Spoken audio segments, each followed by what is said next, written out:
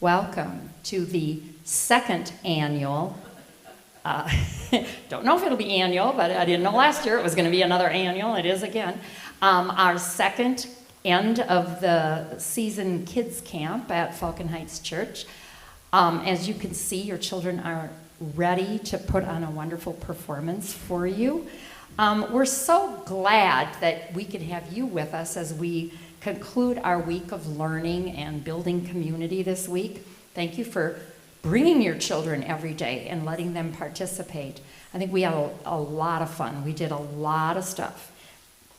They have learned about several different cultures' creation stories. We kind of built our week around the creation of the earth and then the many ways that we can help take care of the earth and support the help of planet Earth.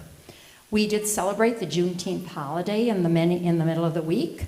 And yesterday we went to Gibbs Farm and learned about the Lakota people, some of those original inhabitants of Minnesota.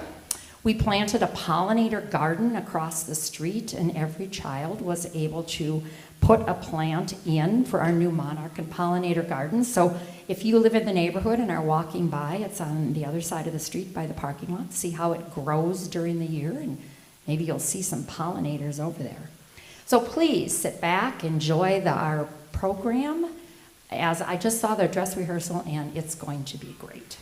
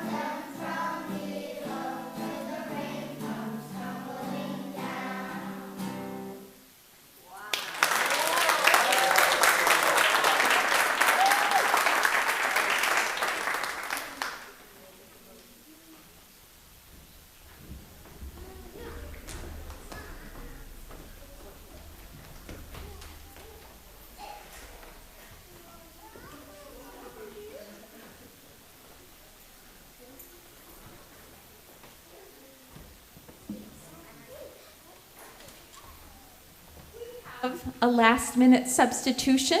We have an understudy today for one of our actors who couldn't be here. And Jeannie Morrison is my co-director. She has done a fabulous job this week. She is filling in today for as Monsieur Deux. Thank you, Jeannie.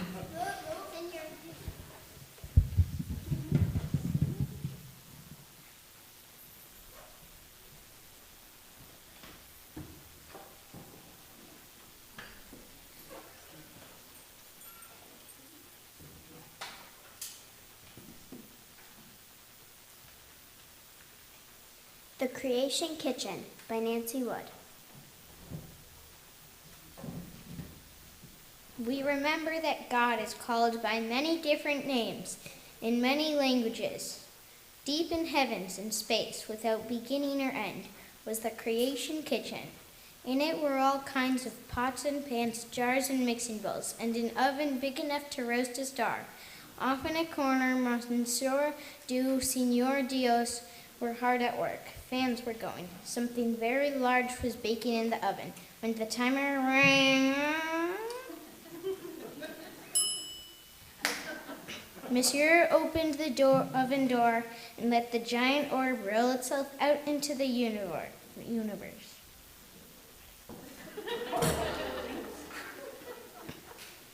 It was the brightest, hottest thing either one of them had ever seen. I'm going to call it the sun, Monsieur Dew said.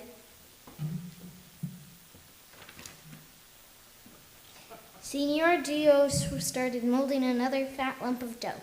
He baked it slowly, peeking in the oven ever so often to see if it was done. Not yet, he said, but soon.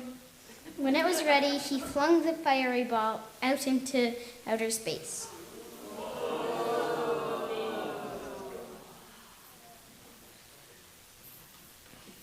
There, he said, I'm naming that one Earth. Not bad, said Monsieur Dew. Maybe I'll make some creatures to go with it. He knew the creatures had to be something you'd notice, something big, something with a terrible noise. He looked through all the boxes in the pantry to find just the right ingredients. Growls, roars, sharp teeth, huge feet. I got it, he said. Monsieur Dew worked until his new creature was finished.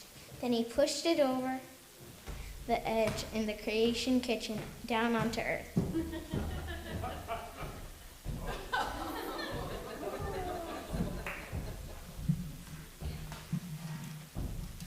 Oh my, it was bigger than you meant it to be.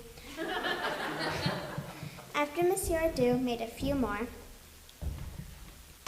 he called Senor Dios. Look down there. How do you like them?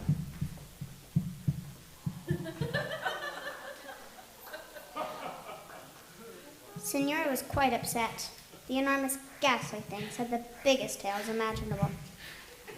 They're hideous, he said. What were you thinking? Monsieur looked down at the creatures. They were rather unattractive. He wished he could take them back, but they had already made some baby monsters, and the baby monsters had made even more monsters.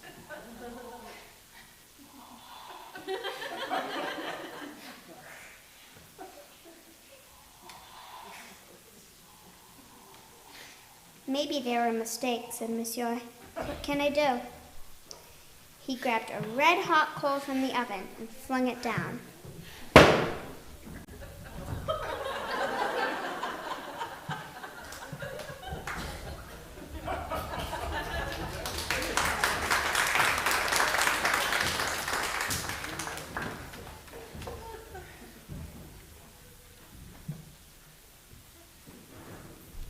It's time for something beautiful, Senor Dios said. He looked around.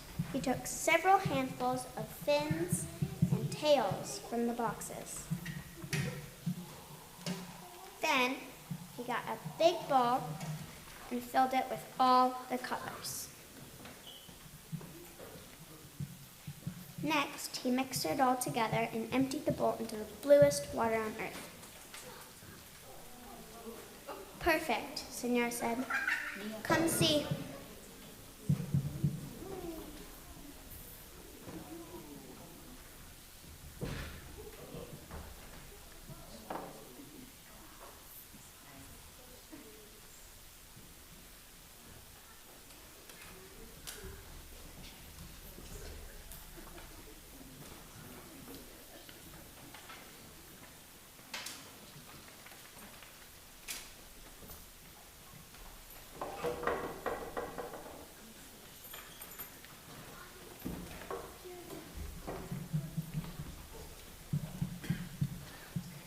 Then Monsieur Dew took an enormous pile of clay and made the biggest creature yet. He had a hard time getting it into the frying pan.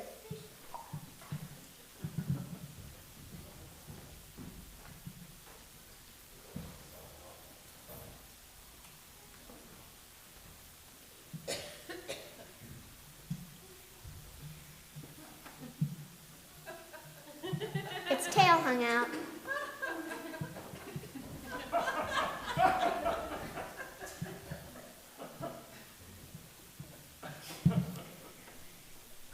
The creature cooked for a long time until it was done. Then Monsieur dragged it out and stood in its wide open mouth. Oh my, he said.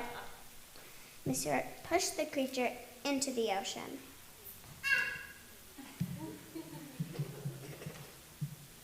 Senor Diaz heard the splash and went over to take a closer look. You have created a masterpiece, he said, a little large, but it has character.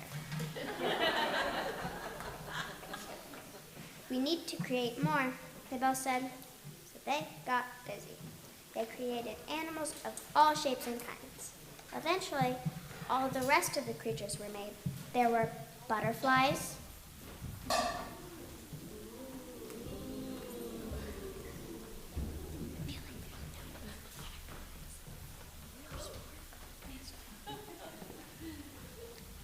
rabbit,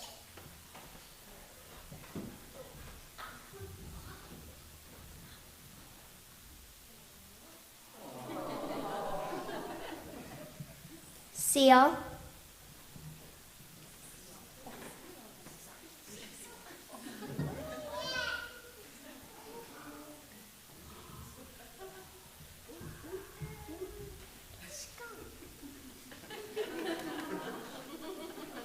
skunk,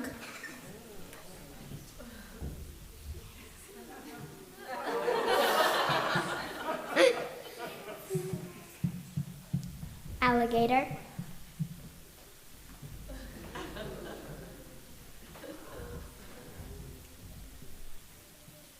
parrot,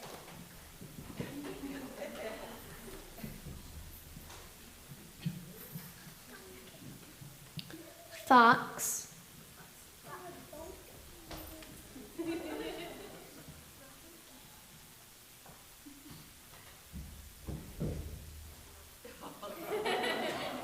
donkey,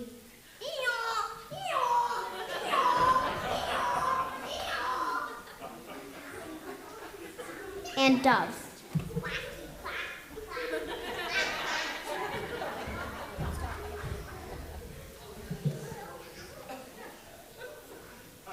It had taken a long, long time, but Monsieur and Signor were pleased with the results.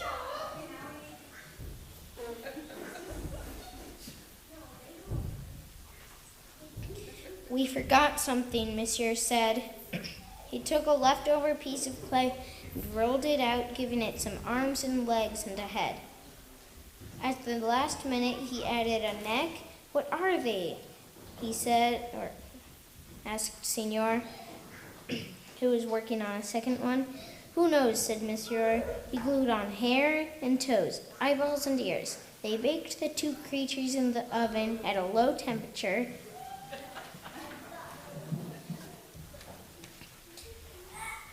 When the creatures looked as if they were ready, Monsieur and Signor set them down on earth.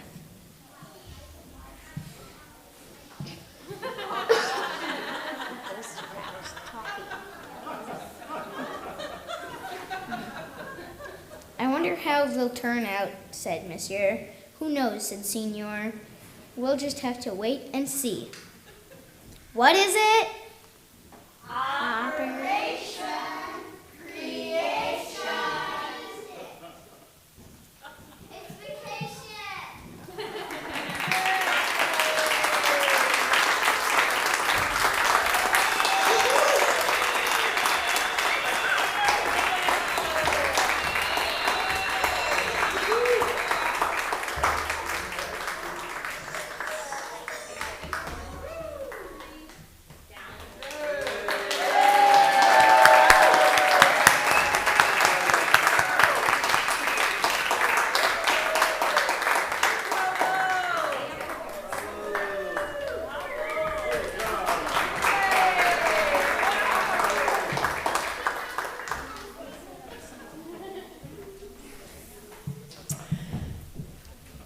To close our program, I'd like to read A Vision of a Restored Earth by Brian McLaren. This is my dream, and perhaps it's your dream and our dream together. that in this time of turbulence when worlds are falling apart, all of us with willing hearts can come together with one another, poor and rich, whatever our race or gender, wherever we live, whatever our religion or education, as members of Team Earth. I dream that the wisdom of indigenous people, the wisdom of St. Francis and St. Clare, and the Buddha and Jesus, the wisdom of climate scientists and ecologists, and spiritual visionaries from all faiths could be welcomed into every heart. Then we would look across the planet and see not economic resources, but our sacred relations, Brother Dolphin and Sister Humpback Whale, swimming in our majestic indigo oceans, with Sister Gull and Brother Frigate Bird soaring above them, beneath the blue sky.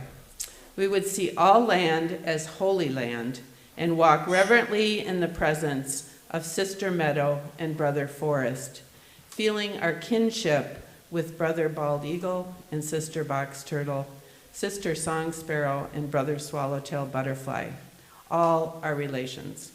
In my dream, our life-giving connection to each other and to the living earth would be fundamental, central, and sacred. And everything else, from economies to governments to schools to religions, would be renegotiated to flow from that fundamental connection. In my dream, we would know God not as separate from creation, but as the living light and holy energy we encounter in and through creation, embodied, incarnated in the current and flow of past, present, and future, known most intimately in the energy of love. Can we share this dream and work together to make it our new reality? We want to say how much we've loved your kids, and I just want to acknowledge Patty and Jeannie, who have been, stand up please, our directors.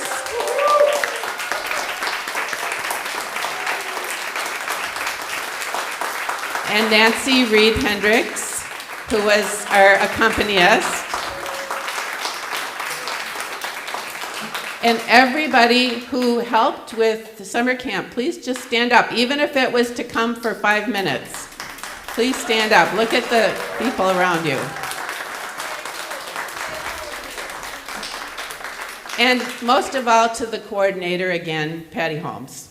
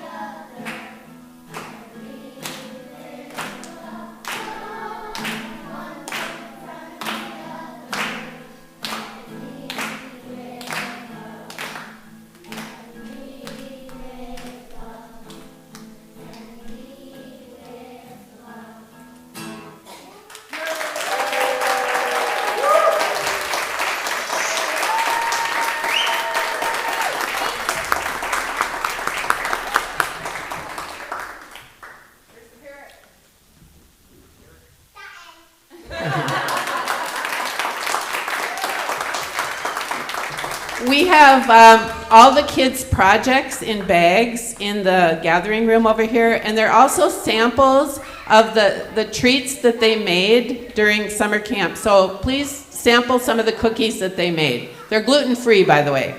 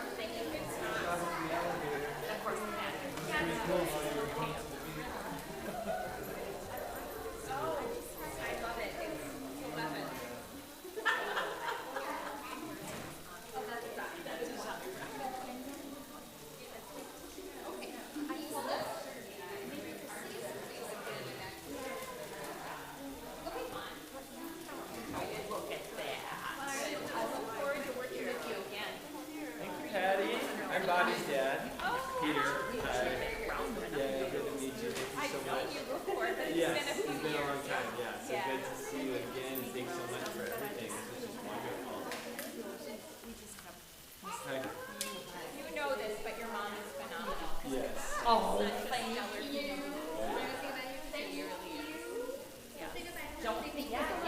I was freaking out a few times this week, and she was my anchor. Yeah, that's she is. They love that.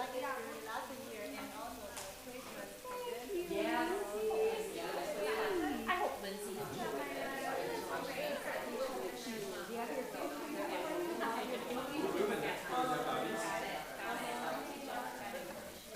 And of course.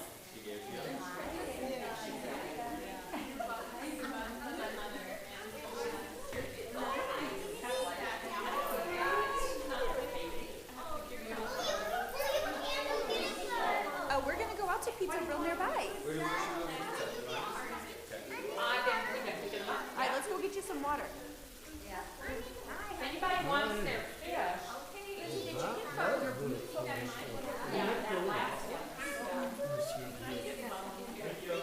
Should we go get Bobby? Go see all his projects? No, somebody else. I'm just gonna leave these here. Thank you, Sue. Oh, Peter. very well. I know, Peter. Thank you so much. You actually don't look all that.